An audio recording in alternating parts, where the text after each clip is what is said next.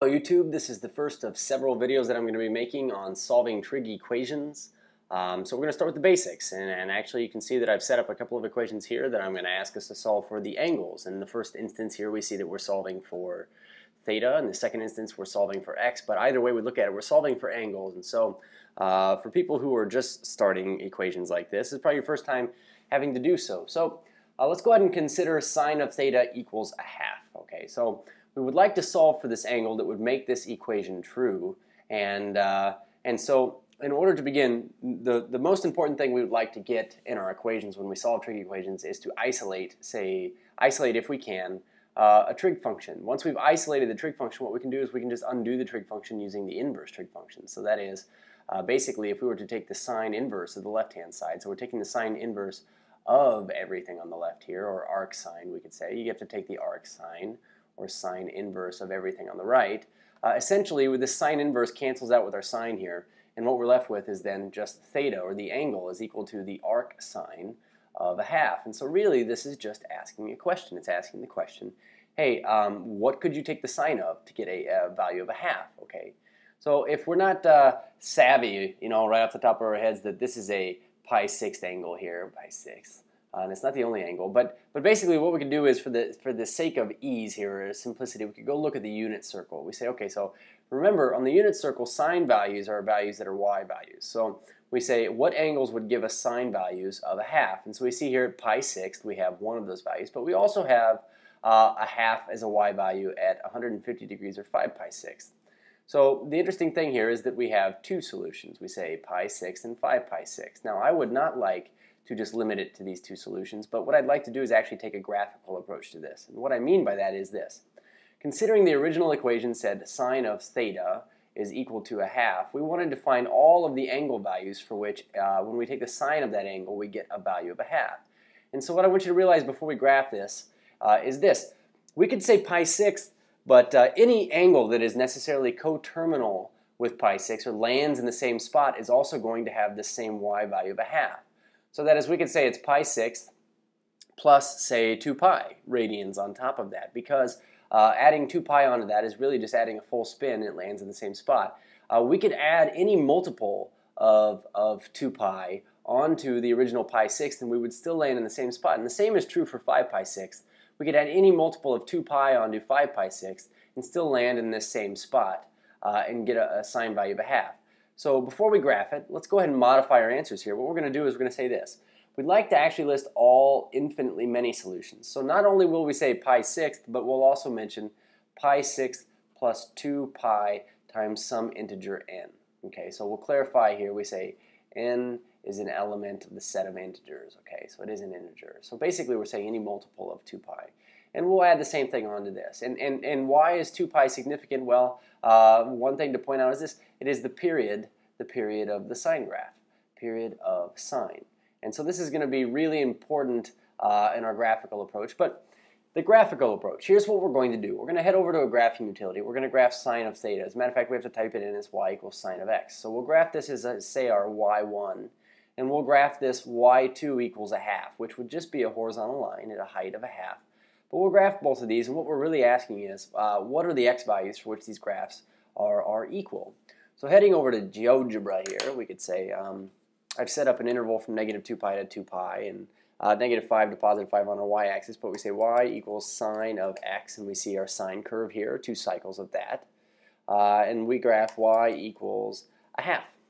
So y equals a half. In order to see these a little bit better, I'm going to go ahead and change a few of the properties of these objects here. We'll go ahead and go with, like, say, a red for our line here, and why not a dashed line, a little bit thicker for our 1/2. And then as far as our sine curve goes, we'll make this just like a solid blue or something like that. There we go.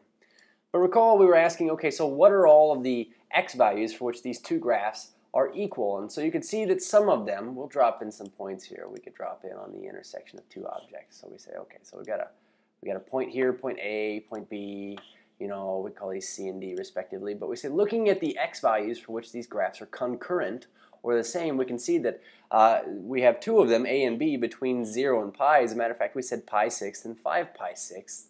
And clearly, when you look at the unit circle, pi sixth and 5 pi sixths are between 0 and pi radians. And so those are these x values right here. So when we're asking, where does sine of theta equal a half, we're really asking where these two graphs are in the same location at the same time. Now notice C and D over here. What's the difference between, say, C and A and D and B? And really what you notice is this. If we were to take A and subtract off, say, 2 pi off of this, that is, go back 2 pi radians on our x-axis, you notice that it goes back to the same height as it was there. As a matter of fact, the graph goes through one full cycle in a 2 pi radian, say, domain input. So the bottom line is this. When we said we could add on 2 pi rotations, this is really what we mean. And if I zoom out here, you'll see that these graphs, as a matter of fact, there are infinitely many spots for which they're equal.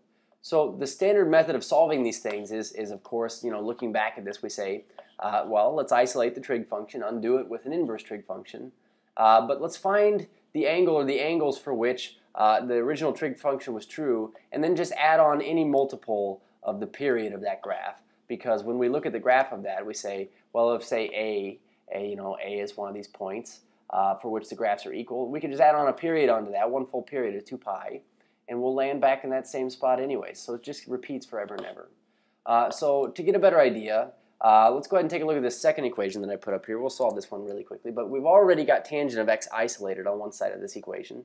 So what we can do is we can undo tangent of x by doing arctangent or tangent inverse. So to keep this a little bit cleaner, we'll say we'll take the tangent inverse of the left side of this equation, and that's the same thing as the tangent inverse of the arctangent of the right side of this equation. So our arctangent and tangent cancel, we're left with our angle x, and we say the angle x is quite literally tangent inverse of radical 3. And so now we need to answer this question. Hey, what are the angles for which our tangent graph, is at a height of radical 3? We say, but for which tangent gives us a value of radical 3. And so now, looking back at the unit circle, one thing to keep in mind is this. Tangent, of course, is sine over cosine, or our y values divided by our x values. So because we're getting radical 3, this is not going to occur at any angle that has a 45-degree reference angle, because all of those points have radical 2 over 2 and radical 2 over 2 respectively for x and y, and therefore if we divided those, we just get 1 or negative 1. And it's also not going to occur at one of our 4 quadrantal angles, which are, pi halves, pi, 3 pi halves, and 2 pi, or 0, because those would either give us tangent values that are either 0 or undefined. So it's either got to be at, say, a 30 or a 60 in degrees, but in radians, a pi sixth or a pi thirds. And for the sake of this example, I'm just going to go ahead and point out it is at pi sixth. We say tangent would be a positive radical 3 at pi thirds, and the reason why is because at pi thirds we have this point, 1/2 radical 3 halves, and when you take the y value, radical 3 halves, and divide by the x value there, 1/2, it's multiplied by the reciprocal here, you get radical 3. So now, of course, this is at pi thirds. We say x is pi thirds. I'm going to leave that there for a second. We say the other angle for which tangent is a positive radical 3. Tangent, of course, is positive in the first and the third quadrant here, but we say also down here at 4 pi thirds, we would also get a tangent value of positive radical 3 because we'd be dividing a negative by a negative. So we say pi thirds and 4 pi thirds. Now, recall that we said we wanted infinitely many answers here. So the method for doing or listing these infinitely many answers is this. Write down your original angle or angles and then add on any multiple of a full period of this graph. And recall that tangent has a period of only pi. So we say multiples of pi tacked onto this are going to give us this again. And then last but not least, just real quick, you can tune out of the video right now. You've got what you need. But if we were to graph these now, we say tangent of x and radical 3. So we can get all of this mess out of here. So we say delete, and we'll type in y equals tangent of x. There's our tangent curve or graph. We say y equals square root of 3. And so we want to know, okay, so what x values cause these two graphs to be at the same y value? So again, we'll just kind of make these a little bit clearer to see. Tangent graph, why not stick with the consistency here? We'll go with like a bluish color. But you notice here we said pi thirds, which is right before pi halves here, if you can see this. They're at the same height. And then if we add on, say, pi radians, boom, we've landed back in the same spot. Likewise, we say pi thirds, take off pi radians, take off the period.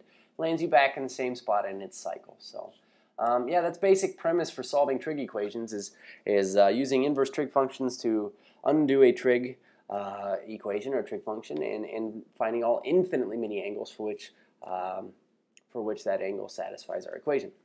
Cheers.